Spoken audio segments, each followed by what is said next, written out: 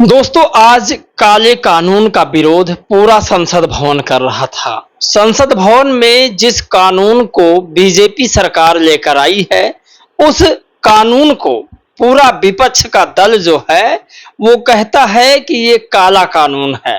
वो काला कानून आखिर क्या है? और सबसे ज्यादा प्रहार मायावती जी ने बीजेपी पर किया है। अभी तक जितने भी बाइट मायावती जी ने दिया होगा या फिर जितना ट्वीट मायावती जी ने बीजेपी के खिलाफ किया होगा, उससे 100 गुना ज्यादा। ऐसा आप कह सकते हैं कि जिस तरीका से आकाश आनंद हरियाणा चुनाव में लगातार हमला कर रहे थे बीजेपी पर, ठीक उसी तरीका से इस बार मायावती जी ने आज का जो ट्वीट उनका आया है वो बिल्कुल उसी तरीका से है, जिस तरीका से एक विपक्ष हमला करता है। तो मायावती जी की ये पूरी कहानी क्या है आज ट्वीट में, वो आपको बताएंगे। और सबसे बड़ी खबर ये है कि जो पुनीत सुपरस्टार था, जिसने मायावती जी को अपशब्द कहा था, वैसे अपशब्द नहीं था लेकिन जिस भावना से वो कह रहा था वो 110% अपशब्द था।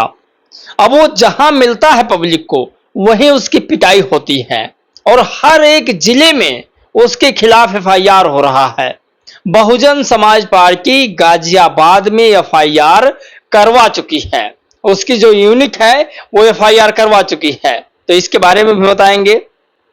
और बड़ी खबर यह है कि बहुजन समाज पार्टी के जो प्रदेश अध्यक्ष जी हैं वो लगातार मेहनत कर रहे हैं। एक एक दिन में 4-4 जनसभा पिछले एक साल से कर रहे हैं आने वाले 2027 के चुनाव की तैयारी के लिए। और पर 100 लोग 200 लोग बीएसपी में जुड़ रहे हैं, ऐसे जो तकरीबन 10-10 20-20 वोटों के अकेले मालिक हैं। तो आप कल्पना नहीं कर सकते कि बीएसपी का 2027 में चुनाव लड़ना और जितनी क्षेत्रीय पार्टी है उनके सामने चुनाव लड़ना, कहीं ना कहीं बिना बीएसपी के सरकार बनाना उनके लिए असंभव हो जाएगा।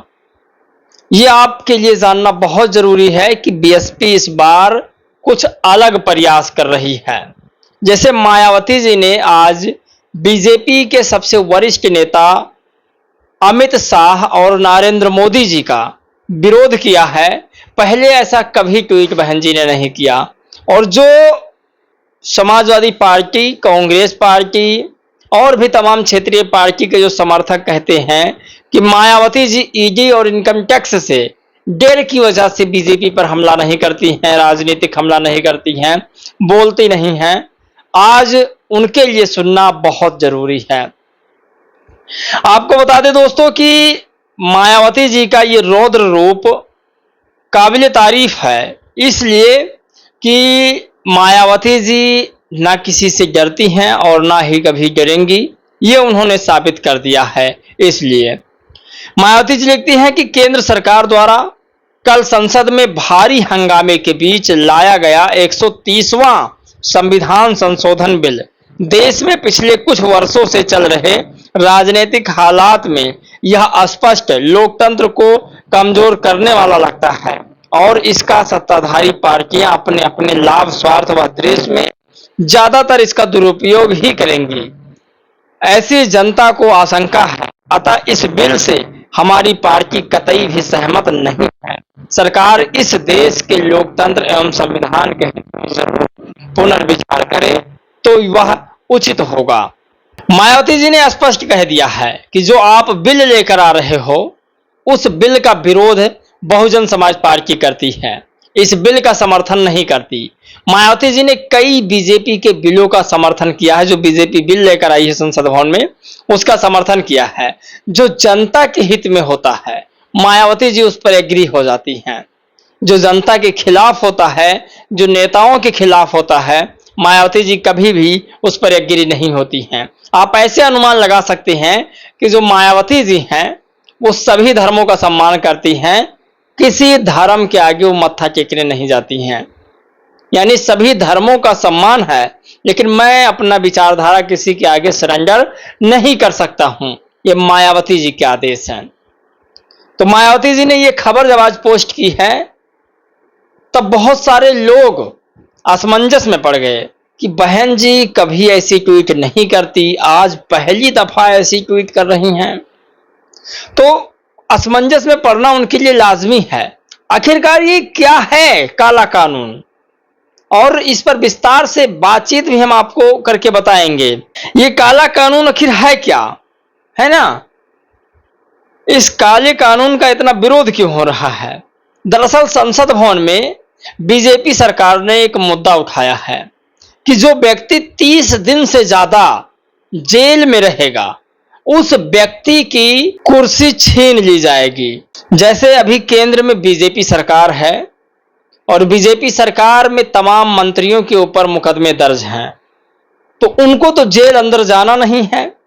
जो विपक्ष के लोग हैं और विधायक बन गए हैं या फिर सांसद बन गए हैं और उनको हम जेल करवा दें या फिर नेता लोग जेल जो करवा दें, तो 30 दिन से ज्यादा वो जेल के अंदर रहेंगे तो उनकी सांसदी चली जाए।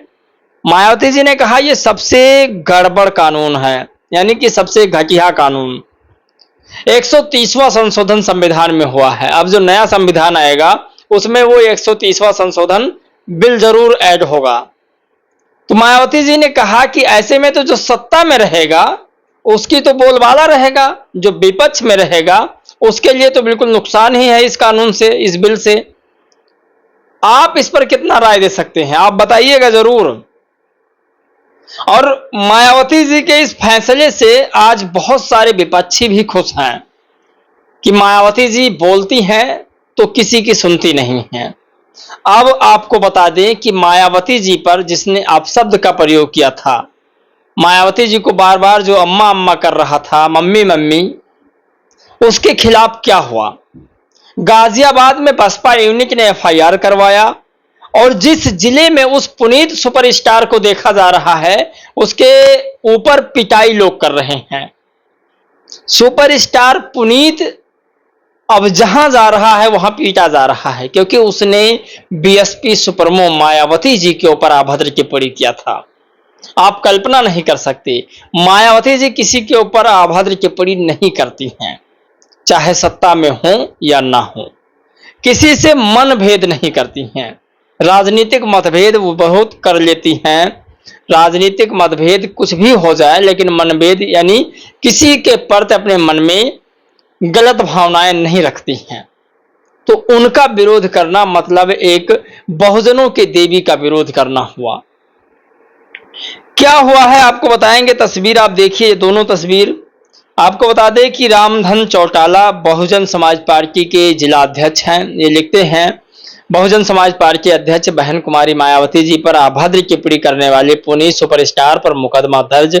सोशल मीडिया पर बीएसपी अध्यक्ष आदरणीय बहन कुमारी मायावती जी पर अभद्र टिप्पणी करने वाले शख्स पुनीत सुपरस्टार प्रकाश कुमार पर थाना सलीमार गार्डन जिला गाजियाबाद में दर्ज हुआ है। तो मैं फिर कह रहा हूं कि बीएसपी के लोग बहुत एक्टिव हो चुके हैं 2027 के चुनाव के लिए। अब जब एक्टिव की बात कही तो आपको बता दें कि सबसे सुपरस्टार नेता मुझे लगने वाले उत्तर प्रदेश के प्रदेश अध्यक्ष, बहुजन समाज पार्टी के प्रदेश अध्यक्ष विश्वनाथ पाल हैं। विश्वनाथ पाल आज फिर एक खबर पोस्ट करते हैं। वैसे तो ये दिन में 2-3 खबर 4 खबर यानी 2-3-4 जगह ये मीटिंग करते हैं और वो लगातार पोस्ट क्या करते हैं। इनकी मुझे सबसे एक अच्छी आदत यही लगी कि सोशल मीडिया से जुड़े नेता हैं और आज के जो युवा हैं वो सोशल मीडिया चला रहे हैं। बहन जी या बीएसपी अभी भी पुराने ख्यालात में जी रही हैं कि अभी हमारे लोगों के पास सोशल मीडिया नहीं है, लेकिन जो रणनीति विश्वनाथ पाल जी ने निकाला है वो बिल्कुल बेस्ट निकाला है। जो काम करो सोशल मीडिया पर करो, जमीनी हकीकत पर करो, उसे सोशल मीडिया पर प्रचार प्रसार के लिए अपलोड करो। लिखते हैं कि बसपा का बढ़ता जनाधार। आज दिनांक 21/8/2025 को लखनऊ में जनपद झांसी निवासी पूर्व जिला अध्यक्ष जन अधिकार पार्टी व ओबीसी महासभा जिला अध्यक्ष श्री राम शरण कुशवाहा, भैया जी श्री जितेंद्र पाल जी, सामाजिक कार्यकर्ता श्री अशोक निषाद जी, विधानसभा अध्यक्ष मऊ रानीपुर जन अधिकार पार्टी श्री संतोष कुमार कुशवाहा जी व श्री अशोक कुमार कुशवाहा जी ने बहुजन समाज पार्टी व आदरणीय बहन कुमारी मायावती जी के नीतियों में अपनी आस्था व्यक्त करते हुए बहुजन समाज पार्टी की प्राथमिकता सदस्यता ग्रहण की। सभी सम्मानित साथियों को बहुजन समाज पार्टी परिवार में हार्दिक स्वागत है। तो ये विश्वनाथ पाल जी हैं जो लगातार बीएसपी के लिए मेहनत कर रहे हैं। आप लोगों का जो सवाल है वो आप लोग जरूर करिएगा। आज दोपहर में हमारी उनसे मुलाकात होने वाली है और तकरीबन 2 बजे। तो जो आपके सवाल होंगे उन पर हम बातचीत जरूर करेंगे। जय भीम, नमो बुद्धाय।